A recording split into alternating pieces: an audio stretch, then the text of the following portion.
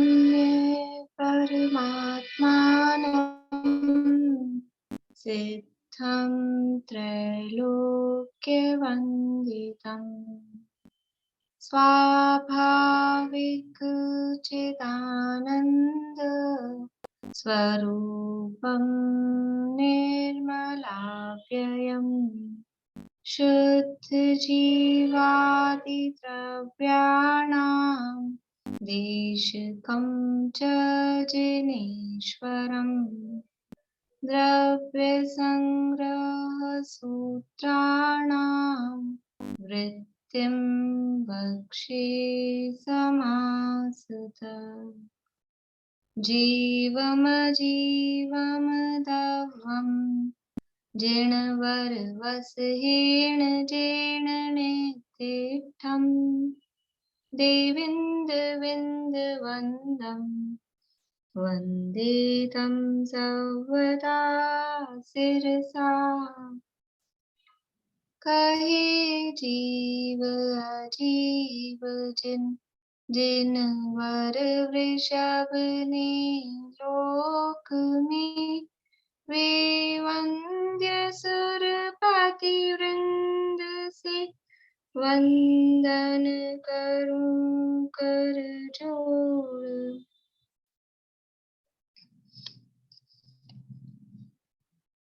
गाथाएं बोलेंगे 16 से लेके 28 तक। पूर्णिमा आंटी बोलिए आप। बस सवे 28 कर बस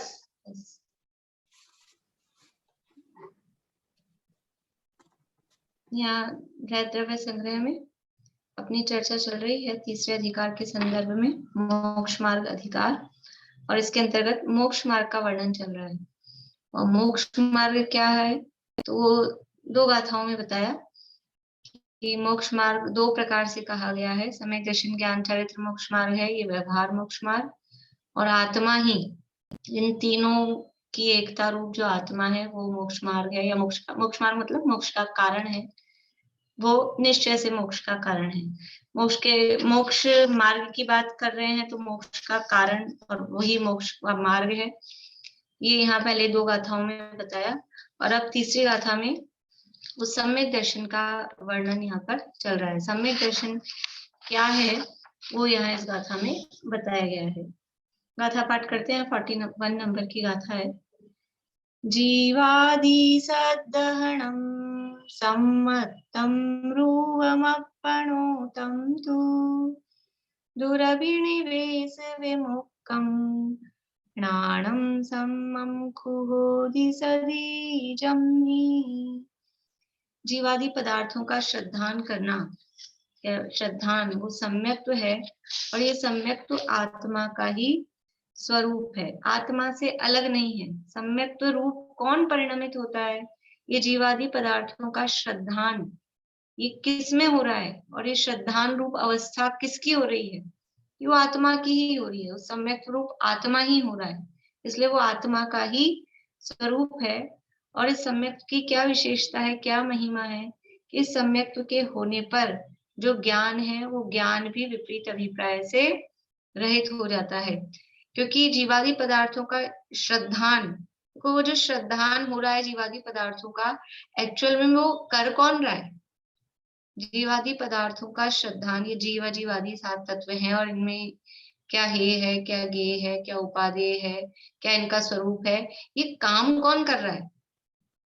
ये काम श्रद्धा कर रही है कि ज्ञान कर रहा है? काम तो सारा ज्ञान में ही होना है।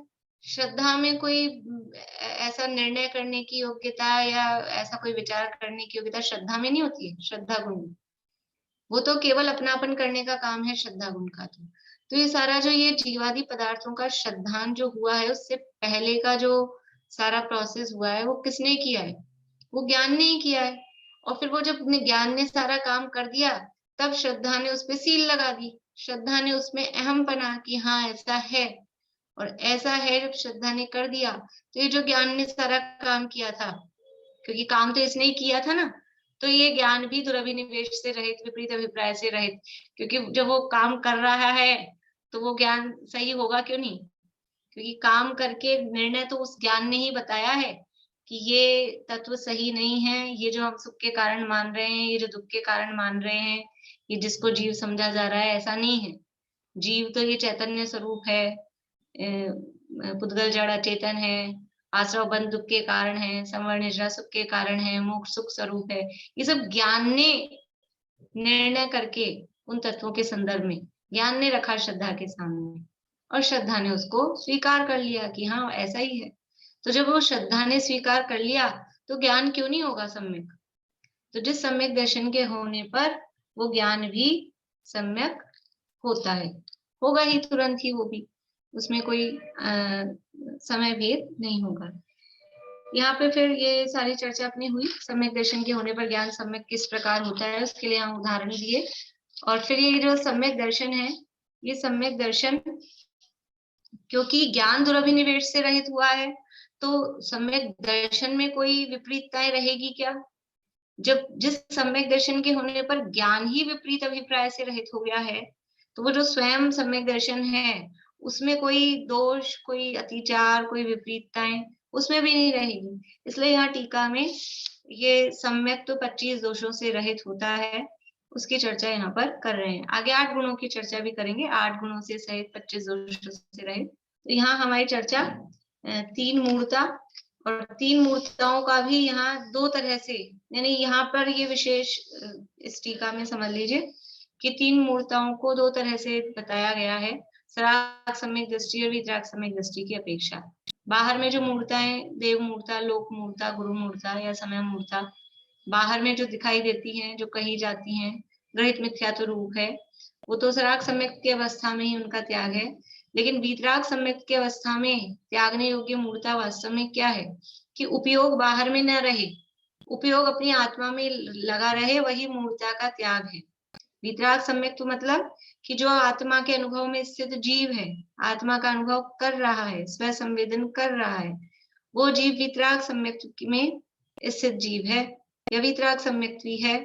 तो वीतराग सम्यक की दशा में उपयोग बस बाहर नहीं रहे, अपने में लगा रहे, वो ही मूर्ता का त्याग है। मतलब क्या कहना चाहते हैं, अपन गहराई में जाए ना, तो सराग सम्यक में तो बाहर में अशुभ, मतलब अशुभ तो क्या, लेकिन वो खोटे देवी देवताओं को मानना पूजना, खोटे धर्म को मानना पूजना, उसका त्याग कराया।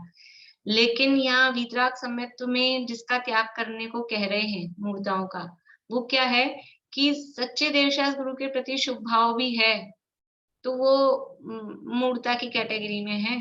शुभ भाव किसी भी रूप में नहीं होना चाहिए, तभी तो वीतराग सम्यक भी होगा। आत्मा के अनुभव की दशा में क्या होगा? आत्मा के अनुभव की दशा में पुण्य होगा कि पाप होगा?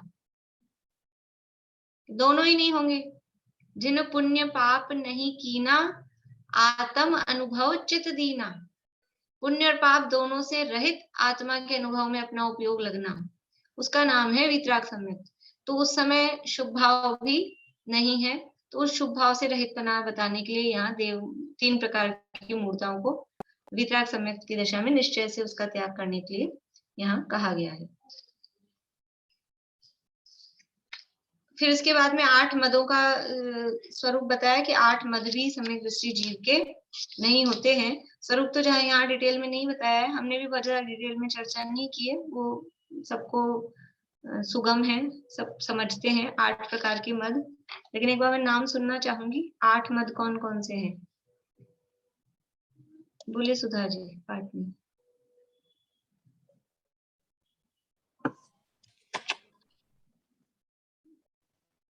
जाति का मद, कुल का मद, ज्ञान का मद, तप का मद, बल का मद, रिद्धि का मद, तप का मद और शरीर का मद और ज्ञान का मद। सब रिपीट हो गए बार बार में, 2-3 रिपीट हो गए क्या? दोबारा से बोलती हूँ। 9 हो गए आपके, और वो उसमें से भी रिपीट हो गए। नहीं, मैं दोबारा बोलती हूँ। ज्ञान, ज्ञान का मद, पूजा का मद, जाति का मद, कुल का मद, बल का मद, रिद्धि का मद, तप का मद और शरीर का मद। बढ़िया। रूप का मद या शरीर का मद एक ही बात है। ये कोई अपन ये श्लोक आदि के आधार पे याद कर लें तो क्रम रहता है, नहीं तो फिर ध्यान नहीं रहता है क्या बोला क्या नहीं बोला, चूक जाते हैं। बोलिए रेखा जी। विज्ञान, ऐश्वर्य, ज्ञान, तप, बल, कुल, जाति और रूप। बढ़िया। यहाँ द्रव्य संग्रह के आधार पे यहाँ विज्ञान शब्द दिया है, ठीक है। बोलिए रेणु जी। मैं दोहे के हिसाब से बोल दूं, 6 डाला के हिसाब से? हाँ, पर आप गिनाइएगा, दोहा बोलने के बाद भी गिनाना है कि ये हाँ। मत ये। पिता भूप व मातुल रप तो होई न तो मद ठाने, मद न रूप को मद न ज्ञान को, धन बल को मद भाने, तप को मद न मद जो प्रभुता को, करे न सो निज जाने, मद धारे तो यही दोष वसु समकित को मल ठाने। तो जाति का मद, कुल का मद, मद न रूप को मद, तप, जाति का मद, कुल का मद, रूप का मद, धन का मद, बल का मद, तप का मद, ऐश्वर्य का मद, और एक हो गया ज्ञान का मद। ठीक है, रिपीट तो नहीं हुआ? नहीं। ठीक है, चलिए फिर बाद में सुनती हूँ। और तो इस तरह से 8 प्रकार के मद हैं। मद यानी घमंड। 8 नहीं है एक्चुअल में। घमंड तो किसी भी प्रकार से हो सकता है, संख्यात लोक प्रमाण उसके टाइप हो सकते हैं, लेकिन मुख्य रूप से इन 8 ये आधार बताए गए हैं। इन 8 आधारों पर अब हम रुपए पैसे का करें, कपड़ों का करें, कोई ज्वेलरी का करें, वो सब अपने वो ऐश्वर्य के अंतर्गत या समझ लीजिए प्रतिष्ठा के अंतर्गत ऐसे उसमें उसको गर्भित कर सकते हैं, जो भी चीजें हैं इनको। आंटी कुछ पूछना आपको? ये विज्ञान से यहाँ क्या मतलब है? विज्ञान से यहाँ एक्चुअल में तो विज्ञान मतलब ज्ञान ले लिया है तो विज्ञान कोई अलग है नहीं, इसलिए इसको वो पूजा प्रतिष्ठा के अर्थ में लेना चाहिए। अपना जो प्रतिष्ठा वाला शब्द नहीं आया ना यहाँ पे, उसी अर्थ में इसको लेना चाहिए। प्रभुता। हाँ, प्रभुता, प्रभु। ये मद है, ये मद अज्ञानी के होते हैं। अज्ञानी के मद होते हैं, ज्ञानी के मद होते नहीं है। और अगर मद धारे तो यही दोष वसु, ये अगर मद हो तो ये दोष है। ये वास्तव में सम्यक दृष्टि जीव को इस तरह से मद होते नहीं। देखो, सम्यक दृष्टि को घमंड हो सकता है कि नहीं हो सकता है। वो राजा हो और वो कभी कदाचित उसको ऐसा अपने राजा बने का हो सकता है, लेकिन उसको अगर घमंड दिखाई, मान कषाय हो सकती है कि नहीं सम्यक दृष्टि की? 3 कषाय जन्य मान हो सकता है, अप्रत्यख्यान, प्रत्यख्यान, संजुलन जन्य। लेकिन अनंतानुबंधी जन्य मान, अनंतानुबंधी जन्य ये मद, वो उसको नहीं होंगे। तो हम यानी निशंक रूप से ऐसा कह सकते हैं कि सम्यक दृष्टि को मद नहीं होता है। कौन सा मद नहीं होता है? कि अनंतानुबंधी जन्य मद उसको बिल्कुल भी नहीं होता है। अनंतानुबंधी कषाय गई है। और फिर कोई सम्यक दृष्टि मान करता हुआ दिख रहा है कि हो सकता है, सम्यक दृष्टि को होता है कि अप्रत्यख्यान, प्रत्यख्यान, संजुलन संबंधी मान है। मुनिराज को संजुलन संबंधी मान है, लेकिन वो जाति बदल गई है ना उसकी। यहाँ जिस मद की बात चल रही है, ये मिथ्यात्व और अनंतानुबंधी के साथ वाले मद की बात चल रही है। मिथ्यात्व और अनंतानुबंधी जन्य मद या मान या घमंड वो सम्यक दृष्टि के नहीं होता है। इसमें भी उसी तरह से किया कि ये जो 8 मद बाहरी बताए गए हैं, इनका त्याग तो सराग सम्यक दृष्टियों के द्वारा किया जाता है। और वीतराग सम्यक दृष्टि तो वास्तव में वो तो शुद्धात्मा का अनुभव कर रहे हैं। तो जिस समय शुद्धात्मा का अनुभव कर रहे हैं, उस समय वो कोई भी ममकार, अहंकार रूप कोई भी विकल्प उनके अंदर नहीं है। ये मैं हूं, ये मेरा है, इस तरह के कोई भी विकल्प अपने शुद्धात्मा के अतिरिक्त, शुद्धात्मा में ही अहंकार ममकार है। अब दूसरी तरह से अपन ऐसे भी कह सकते हैं, ज्ञानियों को अहंकार ममकार है कि नहीं है? है, अपनी आत्मा में, शुद्धात्मा में ही अहंकार और ममकार है। समाचार में एक ऐसी गाथा आती है, बस आत्मा ही आत्मा का परिग्रह यह जानकर, पर द्रव्य मेरा है बताओ कौन बुध ऐसा कहे। आत्मा के परिग्रह है कि नहीं है? या आत्मा ही आत्मा का परिग्रह है? परद्रव्य मेरा है ऐसा कौन ज्ञानी बुध, ऐसा ज्ञानी कौन कहेगा? मेरा तो मैं ही हूँ। एक और इसी तरह का सामायिक पाठ में भी आता है, मेरो है एक आत्म तामे ममत जुकीनो, और सबे मम भिन्न जान समता रस भीनो। सामायिक पाठ के अंतर्गत आती है। मेरा क्या है, मैं क्या हूं और मेरा क्या है? कि मैं ही मैं हूं, शुद्धात्मा ही मैं हूँ और वही मेरा है, इसके अलावा और कुछ भी नहीं है। तो अपने में मैंपना ये अहंकार और अपने में ही मेरापना ये ममकार। तो ऐसा अहंकार ममकार हो तो ज्ञानी है, लेकिन पर पदार्थों में अहंकार ममकार हो, देखो दुनिया में भी दूसरे की वस्तु को, दूसरे की मकान को ये मेरा है अपना माने तो क्या कहेंगे उसको, खोटी नजर वाला है। दूसरे के घर को, दूसरे की चीजों को अपना कहे ये चोर है। तो ऐसे ही पर द्रव्यों को अपना कहने वाला वो तो चोर है, वो ज्ञानी नहीं हो सकता, वो सम्यक दृष्टि नहीं हो सकता। मिथ्या दृष्टि चोर है। ये क्या कह रहे हो आप? मिथ्या दृष्टि चोर है, पर पदार्थों को अपना बनाता है, अपना कहता है, अपना मानता है, और जो पर पदार्थों को अपना कहे माने वो चोर है। यहाँ उसी तरह से दो तरह से कर रहे हैं कि 8 मद जो कहे व्यवहार के, उनका त्याग तो सराग सम्यक दृष्टियों के द्वारा किया जाना चाहिए, यानी उनके त्याग रूप जब वर्त रहा है तो वो सराग सम्यक्त रूप अवस्था है। और वीतराग सम्यक्त में क्या है कि वीतराग सम्यक्त में तो पर पदार्थ के प्रति कोई भी अहंकार ममकार का परिणाम न होता हुआ और आत्मा में ही भावना रहती है, वो वास्तव में वीतराग सम्यक दृष्टियों के 8 मदों का त्याग है। देखिए पेज नंबर 193 पे, इसको पढ़ के फिर आगे बढ़ते हैं। वीतराग सम्यक दृष्टियों को बीच में से पढ़ रही हूं मैं। वीतराग सम्यक दृष्टियों को तो मान कषाय से उत्पन्न हुए मद, मात्सर्य, ईर्ष्या आदि समस्त विकल्प जाल के त्याग द्वारा ममकार अहंकार रहित निज शुद्धात्मा में भावना, वही 8 मदों का त्याग है। अब अपनी आत्मा में लीन हुए तो बाहर में कौन से रूप का, कौन से बल का, कौन से तप का, वो कोई विकल्प ही नहीं है। और बाहर में सारे विकल्पों के त्याग द्वारा और अपनी आत्मा में ही लीन हुए, वही वास्तव में उनके 8 मदों का त्याग है। ममकार और अहंकार का लक्षण यहाँ बताया है कि कर्म जनित देह पुत्र स्त्री आदि में यह मेरा है, इस प्रकार की बुद्धि वह ममकार है। इसको ममत्व बुद्धि भी कहते हैं।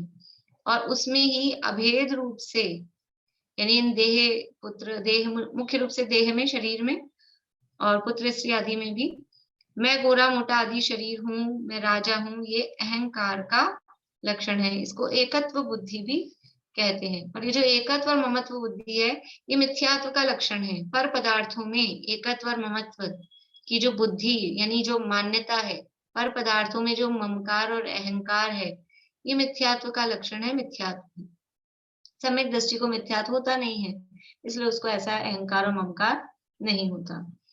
अब 6 अनायतनों का कथन करते हैं। पेज नंबर वही 193 पे नीचे 6 अनायतन। अनायतन किसे कहते हैं?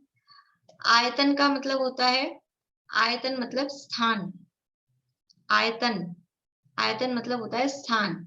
और अनायतन जो स्थान नहीं है, स्थान नहीं है मतलब स्थान ही नहीं है कि हमारे जाने योग्य, पूजने वंदने योग्य स्थान नहीं है, वो अनायतन कहला। हमारे जैसे बोलते हैं ना, अपने जाने योग्य जगह नहीं है।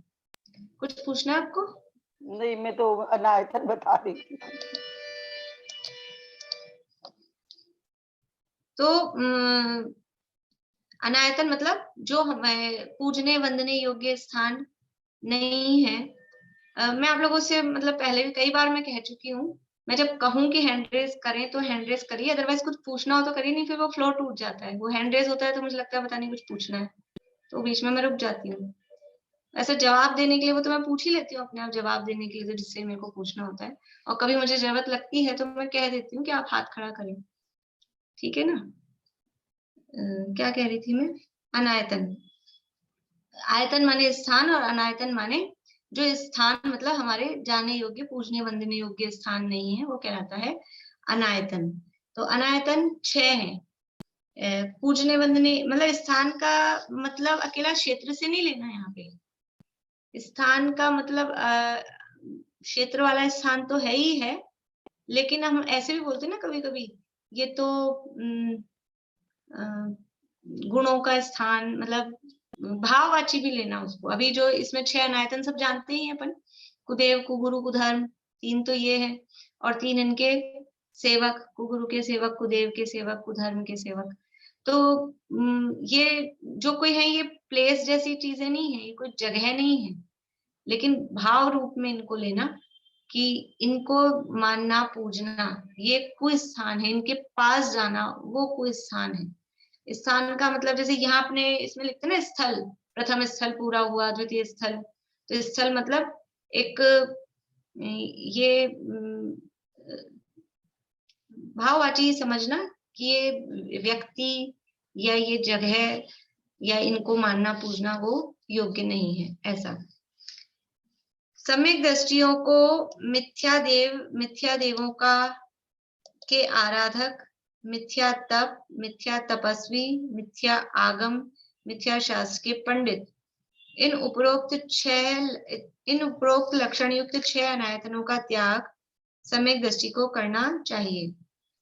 देखिए कैसे बता रहे हैं यहाँ पे, 6 अनायतन, वही मिथ्या देव, कुगुरु, कुदेव, फिर मिथ्या देवों के आराधक यानी वो कुदेवों के मानने पूजने वाले, फिर मिथ्या तप का मतलब है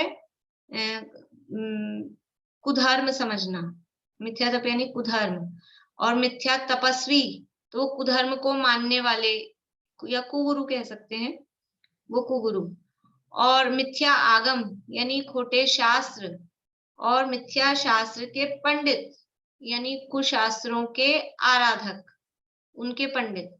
इन उपरोक्त लक्षण युक्त 6 अनायतनों का त्याग सम्यक दृष्टि को करना चाहिए।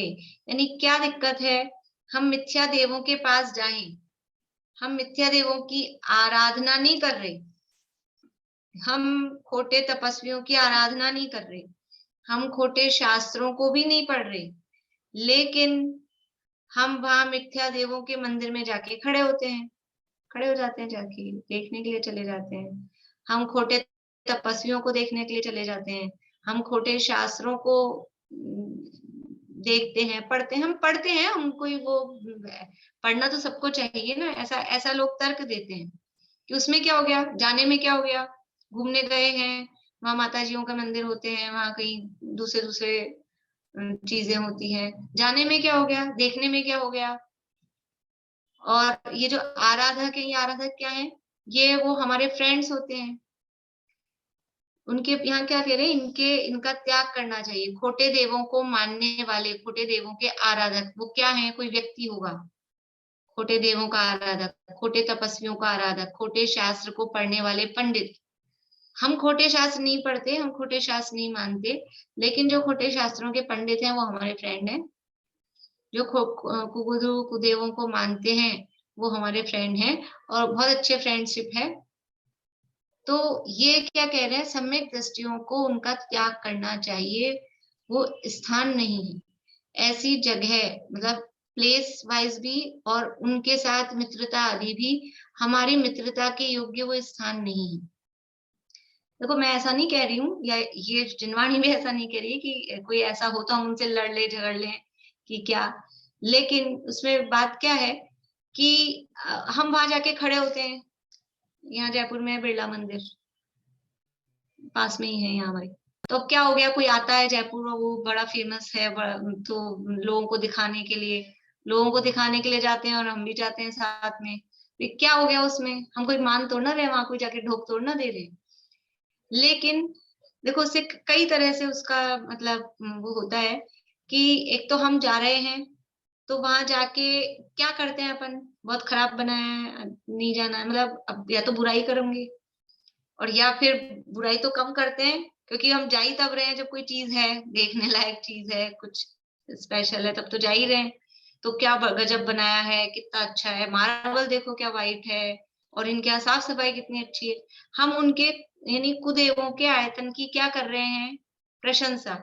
एक अपन ने अतिचार पढ़े थे 7वें अध्याय में, अभी तत्वार सूत्र में, सम्यक दर्शन के अतिचार क्या थी, कौन बताएंगे, बोले शिमला भाभी। शंका कांक्षा विचिकित्सा, अन्य दृष्टि, शंका कांक्षा विचिकित्सा, अन्य दृष्टि प्रशंसा संस्तव, सम्यक दृष्टि अतिचार, बढ़िया। तो अन्य दृष्टि प्रशंसा और अन्य दृष्टि संस्तव, उसमें क्या था, अन्य मिथ्या दृष्टियों की प्रशंसा करना। तो हम अभी तो हमारी श्रद्धा तो अभी इतनी पक्की हुई नहीं है, हम तो थोड़े से में ही दूसरों का देखते हैं, सुनते हैं और फिसल जाते हैं कि इनकी भी तो सही बात चल रही है। मान लो वहां उनके कोई प्रवचन चल रहा हो, उनके कोई गुरु महाराज, और वो कोई बात कह रहे हो तो अपने को अच्छी लगने लग जाए और धीरे धीरे पता लगा कि क्योंकि इधर भी अपने को सही निर्णय नहीं है और निर्णय करने की ताकत तो अपने में है नहीं, तो वास्तव में वो और हम वहां जाके खड़े होते हैं, खड़े होने में ही अनुमोदना का फल तो अपने को उसमें लगता ही है। तो वो जाने के स्थान नहीं है। अन्य मतों की जगहों पे हम पैर क्यों रखें? ना हम द्रव्य रूप से जाएं, ना हम भाव रूप से जाएं। तो कुदेव के स्थान पे, कुगुरुओं के स्थान पे और खोटे शास्त्र आदि, अपने शास्त्र का मैं यही पढ़ने में पूरे नहीं पढ़ रहे, इन्हीं की फुर्सत नहीं हो रही है कि वो अपन देखें। अभी इसका क्राइटेरिया बहुत बड़ा है। अब टीवी में जो धार्मिक सीरियल आते हैं कि हम तो ये वाले सास बहू वाले सीरियल नहीं देखते, लेकिन रामायण आती है, महाभारत आती है, और भी पता नहीं धार्मिक नाम पे बहुत सारे आते हैं। तो वो और मतलब वो और हमको फंसाने वाले है। तो उसमें वही नेत्र इंद्रिय का, कर्ण इंद्रिय का, और वही विषय वही है।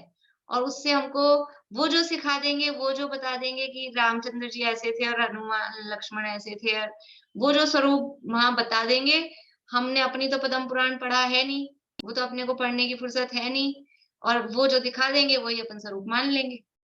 वो जैसा जैसा कह देंगे, हाँ ऐसा होता है।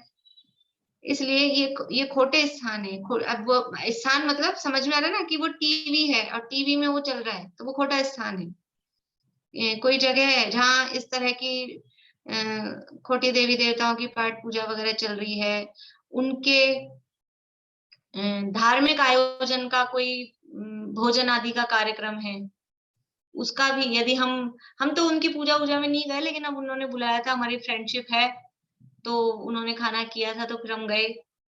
अलग अलग होते हैं ना उनके पाठ वाठ चल रहे हैं, मान लो रामायण के पाठ वगैरह, फिर खाना भोजन वगैरह है, तो उसमें जाके यदि हम भोजन कर रहे हैं तो ग्रहित मिथ्यात्व का दोष। ऐसे भले ही अपनी फ्रेंडशिप है और अगर हमारे ऐसे त्याग नहीं है उनके घर पे भोजन वोजन करने के, वो अपने हिसाब से मान लो बनाते हैं, करते हैं, तो ऐसे रूटीन में खाने में उतना दोष नहीं है जितना अगर उन्होंने कोई ऐसा पाठ वाठ कराया, सवामनी और ये सब होता है और उसमें खा लिया, तो ग्रहित मिथ्यात्व का दोष। तो इनसे फ्रेंडशिप करने के लिए भी क्यों मना कर रहे हैं कि कभी ना कभी वो फ्रेंडशिप के चक्कर में इस तरह की समस्याएं हो जाती हैं कि मना कैसे करें, कैसे कहें। और अगर रखनी है फ्रेंडशिप तो एक बार क्लियर हो जाना चाहिए मामला पहली बार में कि हम ना खाएंगे ना आएंगे ऐसे कार्यक्रमों में, तो उसको रखनी होगी फ्रेंडशिप तो ठीक है। और आप पहले तो लिहाज में चले गए और अब आप कहना चाहो, मान कुछ करना चाहो, तो वो भी सोचेगा कि अब क्या हो गया, पहले भी तो आते थे, पहले भी तो खाते थे। तो वो एक ही बार में क्लियर इसमें मतलब होना चाहिए कि ये काम हमको नहीं करना। और भी जैसे होली वगैरह के प्रसंग होते हैं, दिवाली के प्रसंग होते हैं, क्योंकि ये कॉमन से त्योहार कुछ होते हैं और कॉमन अपन लोग रहते हैं, तो उनके जैसे अपार्टमेंट में रहते हैं, अब बिल्डिंग में हो रहा है, वो मना रहे हैं, दशहरे का है कि होली का है, अब लाओ आप चंदा इकट्ठा करते हैं सब मिलके, तो पहली बार में क्लियर कि इसमें हम नहीं देंगे। मैं अपने काम करने वालियां भी आती है ना, होली की मिठाई कि हम महावीर जयंती पे देंगे मिठाई, हम देंगे और देनी चाहिए, अपने त्योहार हो तो अपने को देनी चाहिए, उनको भी तो पता लगे कि भाई इनका त्योहार है, अपन फिर उनके त्योहार के हिसाब से अपन मिठाई दें। तो ये सब उनमें अनुमोदना, क्योंकि वो अन्य मती है और अन्य मत के अपन संपर्क में आ रहे हैं, तो वो जब मिठाई मांग रही है उनके त्योहार के हिसाब से, तो अपन दे देते हैं कि होली की मिठाई, वो तो होली दिवाली दो पे मांगते ही मांगते हैं, मतलब इस तरह के लोग, तो अपन अपने त्योहार पे दे दें ताकि उनको ये रहे कि हाँ मिलती तो है, कब मिलेगी। बहुत सारी बातें हैं इसके, मतलब इसमें जितना इसका अपन गहराई में जाते जाएं, छोटी छोटी जो भी बातें हैं, तो जो सम्यक दृष्टि जीव होता है वो सब इन दोषों के स्थानभूत आयतनों का त्याग करता है। मैंने एक मैसेज डाला था परसों, वो डॉक्टर प्रवीण जैन शास्त्री चैनल पे वो चल रहा है वनिता बोधनी शिविर शाम को, तो कल उसमें हुआ था वेशभूषा केशभूषा के संदर्भ में, अच्छा है बहुत। हालांकि वो बड़ा बहुत होता है कार्यक्रम, 1.5-2 घंटे से भी ऊपर का है वो, पर फिर भी जैसे तैसे टाइम निकाल के थोड़ा बहुत थोड़ा आगे मतलब शुरू का आगे कर दें आप लोग, मान लो मेन जो वो बताती है ना उसके संदर्भ में अच्छा है। मतलब आप अन्य मतों को भी अपन सुना सकते हैं और अपने घर में यंगस्टर्स को भी वो बता सकते हैं। अच्छा चलता है ये कार्यक्रम उनका। जैसे तैसे थोड़ा बहुत सुधार आ जाए समाज में तो अच्छा है, पूरा पूरा नहीं भी फॉलो हो तो जिस तरह से। तो आप लोग जैसे भी टाइम मिलता हो, उसी समय लाइव मिलता हो तो लाइव ज्वाइन करें, नहीं तो आगे पीछे जैसे भी सुने जरूर वो सारे टॉपिक्स। 1 वीक चलेगा पूरा, कल स्टार्ट हुआ था। देखिए फिर से एक बार इसको पढ़ती हूँ। बोलिए भारती आंटी। इसमें वेशभूषा और केशभूषा में क्या मतलब, मैं समझी नहीं, क्या बताएं? मतलब हमारी श्रावकों की कैसी तो ड्रेस होनी चाहिए, बाल हेयर स्टाइल कैसी होनी चाहिए, मतलब उसके ऊपर तो उन्होंने अच्छा मतलब पूरी रिसर्च जैसे करके बताते हैं जो बोलने वाली है, सब अपने जैसे ही हैं। कल जिन्होंने बोला था वो संजय जी जेवर हैं, उनकी सिस्टर हैं, और संजीव जी जो है ना, जो उन्होंने भजन वगैरह गाए हैं, उनकी वाइफ है वो देशना जी, उन्होंने बोला था, दिल्ली की है। तो अच्छा, और भी रोज बोलेंगे अलग अलग टाइप से, जो भी समाज में कुरीतियां टाइप से चल रही है ना समझ लो आजकल, उसके हिसाब से मतलब थोड़ा सा अवेयरनेस अपने जैन समाज में हो विशेष रूप से, बाकी सामान्य भी जनरल भी लोग उसको सुन सकते हैं। फिर से इसको पढ़ती हूँ एक बार। अब 6 अनायतनों का कथन करते हैं। सम्यक दृष्टियों को मिथ्या देव, मिथ्या देवों के आराधक, मिथ्या तप, मिथ्या तपस्वी। मिथ्या तप नहीं करना चाहिए, मतलब इनका त्याग करना चाहिए। कोई कह दे बृहस्पतिवार का व्रत करो, ये मिथ्या तप है। हम व्रत करेंगे, हम अष्टमी चतुर्दशी करेंगे, हम हमारे त्योहारों पे करेंगे, लेकिन ये बृहस्पतिवार का कि मंगलवार का कि सोमवार का, और फिर क्या किया उसके लिए, कराना तो वही सोम मंगल बुध बृहस्पति ही है, तो उसको तीर्थंकरों से जोड़ दिया कि वो बृहस्पतिवार का आदिनाथ का होता है, रविवार का कौन सा पार्श्वनाथ का होता है। तो ये भी गलत मान्यताएं हैं। हमारे कोई वार से कोई तीर्थंकरों का कोई संबंध नहीं है। हमारे यदि पर्व के दिन है तो पर्व चतुष्टय, 2 अष्टमी जो 2 चतुर्दशी, ये हमारे पर्व है, तो हमें करना है तो उस आधार पे करें, अथवा तीर्थंकरों के कल्याणकों की तिथियां हैं उस आधार पे करें। कोई हमारे पास आधार तो अच्छा हो, वार के आधार पर इस तरह से, हाँ कोई लॉजिक हो कि हम वर्किंग में हैं और वीकडेज में हम ऑफिस जाते हैं तो हमसे नहीं हो पाता है तो संडे को करते हैं, वो एक अलग बात हो सकती है। लेकिन बस अंदर मान्यता वो पड़ी हो कि ये किसी ने हमको कहा है इस वार को इस तीर्थंकर का है और इससे करेंगे तो हमारे घर में शांति हो जाएगी, ये जो आर्थिक समस्या है वो दूर हो जाएगी, कि पारिवारिक समस्या दूर हो जाएगी, तो ये सब इसके अंतर्गत आ जाएगा। ये सब खोटे हैं काम, चाहे वो आप उसको ये मूर्ता के अंतर्गत लो चाहे अनायतनों के अंतर्गत लो, वो सब खोटा काम है।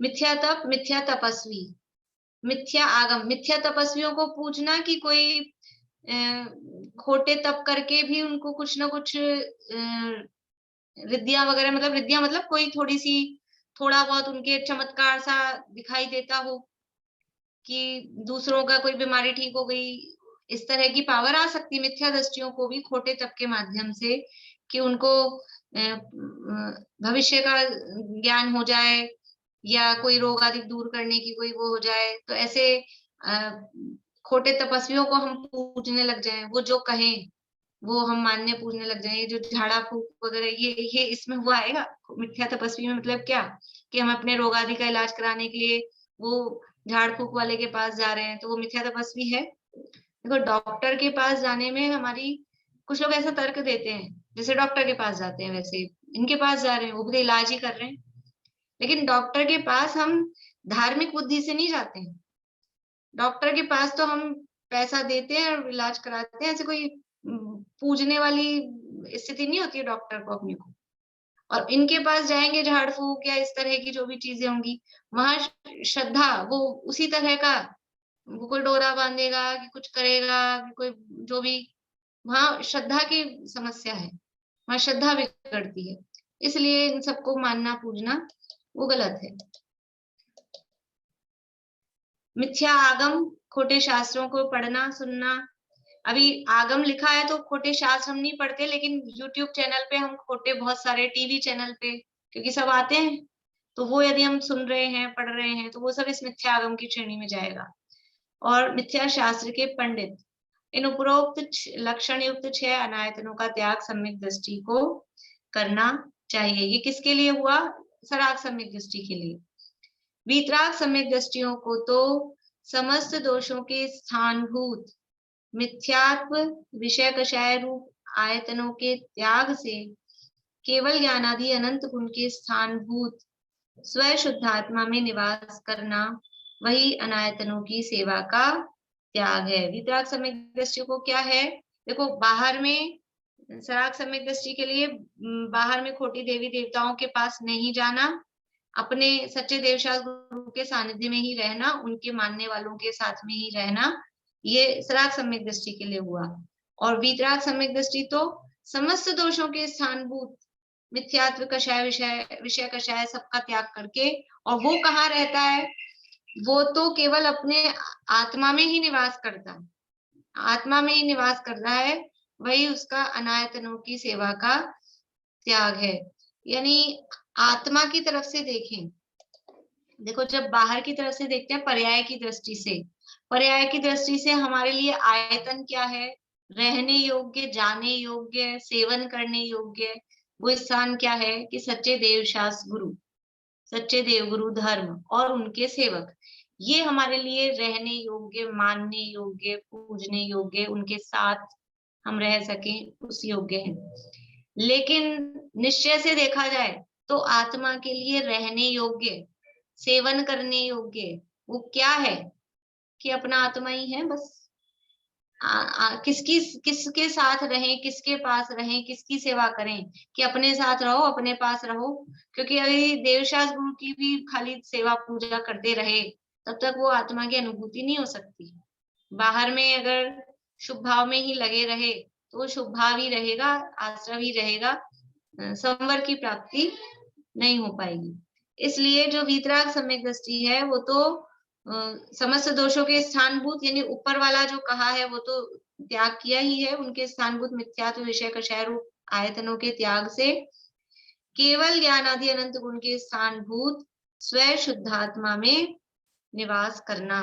वितराग सम्यक दृष्टि के लिए तो वही अनायतनों की सेवा का त्याग है। अगर अंदर में अपनी आत्मा में लीन है तो फिर बाहर में कहीं दूसरी जगह मतलब अनायतन में हो, ऐसा नहीं हो पाएगा, वो उस अपने आप ही उनकी सेवा का त्याग हो जाएगा। अनायतन शब्द का अर्थ कहा जाता है। अनायतन शब्द किसे कहते हैं उसका अर्थ बता रहे हैं। सम्यक्त्वादि गुणों के आयतन, आयतन मतलब घर, आवास, आश्रय, आधार, ये सब आयतन शब्द के अर्थ हैं। घर कहो, आवास कहो, आश्रय कहो, आधार कहो, इनके निमित्त को आयतन कहते हैं। जो हमारे सम्यक्त्वादि गुणों के आधार हैं वो आयतन है। आयतन मतलब आधार, आधार शब्द दिया ना लास्ट में। तो हमारे जो सम्यक दर्शन, सम्यक ज्ञान, सम्यक चारित्र, सम्यक वीर्य, सम्यक तप, इन गुणों का आधार क्या है? क्या है इन गुणों के आधार? कि निश्चय से तो आत्मा, और व्यवहार में देखा जाए तो सच्चे देवशास्त्र गुरु, यही आधार है। सम्यक दर्शन प्रकट होगा तो खोटे देवी देवताओं को मानने वाले को प्रकट हो जाएगा, कुगुरु कुदेव कुधर्म के आश्रय से प्रकट हो जाएगा? नहीं होगा। तो सम्यक्त्वादि गुणों का आधार कौन है? कि सच्चे देवशास्त्र गुरु, ये बाहर से। और सम्यक दर्शन प्रकट होगा तो कहाँ पैदा प्रकट होगा, किसमें प्रकट होगा? आधार मतलब किसमें प्रकट होगा? कि अपने में, अपनी शुद्धात्मा में। इसलिए निश्चय से तो आयतन है वो मेरा शुद्धात्मा ही है, और व्यवहार से कहें तो सच्चे देवशास्त्र गुरु हैं, और उससे विपरीत जो भी हैं वो सब अनायतन है। तो कुगुरु कुदेव कुधर्म वो तो अनायतन है ही, और आत्मा से बाहर रहना वो भी वास्तव में सम्यक दृष्टियों के लिए अनायतन जैसी स्थिति है। तो ये जो स्वाध्याय कक्ष, मंदिर वगैरह होते हैं वो भी तो आयतन हुए ना? हाँ, आयतन ही, आयतन ही। तो फिर उसके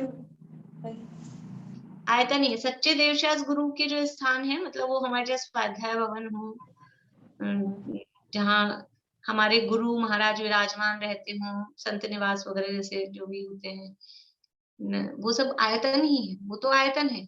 जहां सच्चे देवशास गुरु का सानिध्य मिलता है, साधर्मियों का सानिध्य मिलता है, ये अभी क्या है अपना, ये आयतन है। साधर्मियों का सानिध्य है ना, जगह बैठे सब अपने अपने घर में, तो लेकिन अभी घर में ये जगह, ये समय, ये हमने इसको आयतन के रूप में बना रखा।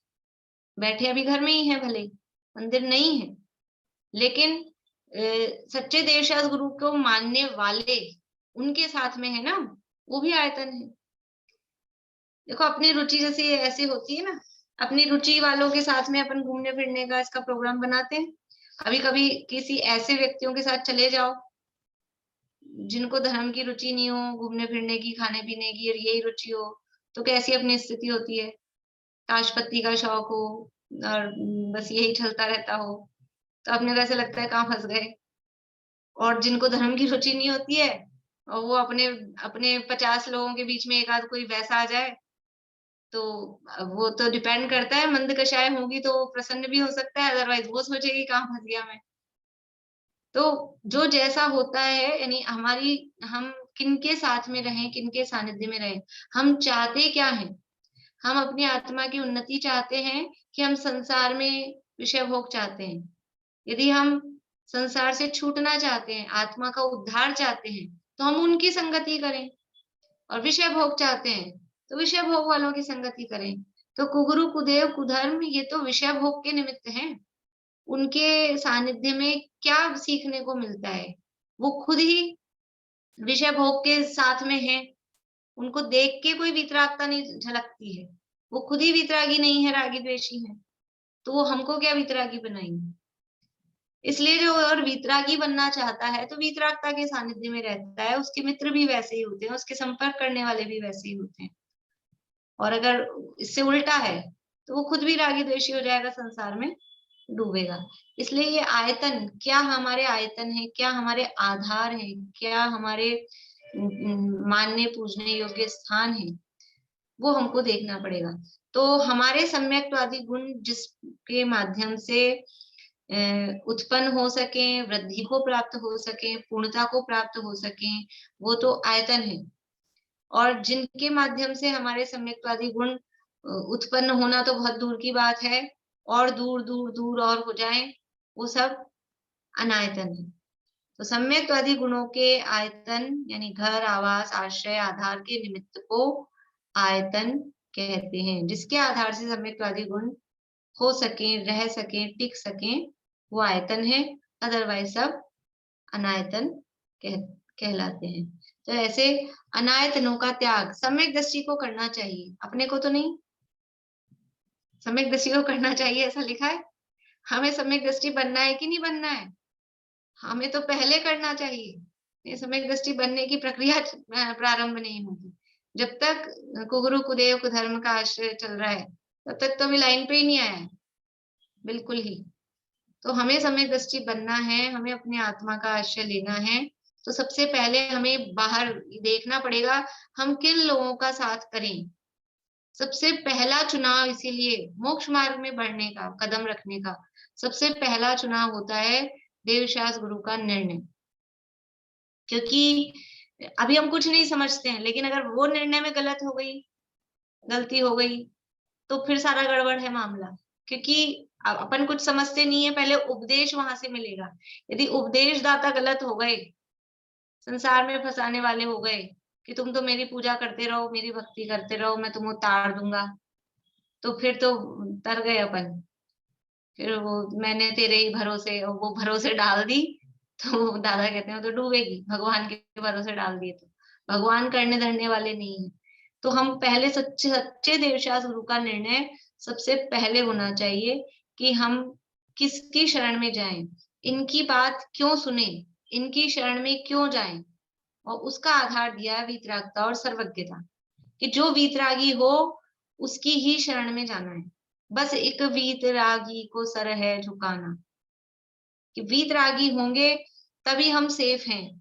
अगर रागी द्वेषी देवी देवता होंगे तो भरोसा नहीं है। कोई दुकानदार का भी अपने को देखो किसके पास से सामान खरीदते हैं, कि जिसका विश्वास हो कि ये खाली पैसा बनाने में नहीं लग रहा है, तो उसकी अपन राय भी मान लेते हैं सब। और जिसका पता है कि ये तो खाली बस चीज माल बेचने में लगा है, अपने माल को बढ़िया ही बढ़िया बढ़िया ही बढ़िया बताता है, तो फिर गड़बड़ है मामला, वो तो कुछ भी बढ़िया बता के बेच देगा। तो सच्चे देवशास्त्र गुरु का निर्णय ये सबसे पहला, मतलब बाहरी लेवल पर, बाहर से जब अपन स्टार्ट कर रहे हैं अंदर आने के लिए, तो सबसे पहले सच्चे देवशास्त्र गुरु का निर्णय होना वो सबसे अनिवार्य है। और उसके बाद में धीरे धीरे फिर उपदेश मिलता है, तो अपने को रास्ता दिखता जाता है। तो इस तरह से यहाँ पे 6 अनायतनों का त्याग सम्यक दृष्टि को होता है, ये बात यहाँ कही। इसके बाद में अब 8 दोषों के त्याग का कथन करते हैं, उसके बाद में फिर 8 अंगों का वर्णन करेंगे। अभी तो थोड़ी बड़ी है ये टीका, अभी यही पूरा करते हैं, समय तो हो गया है, फिर ये नया शुरू करने से कोई मतलब नहीं। प्रश्न तो नहीं है किसी को? जय जिनेन्द्र।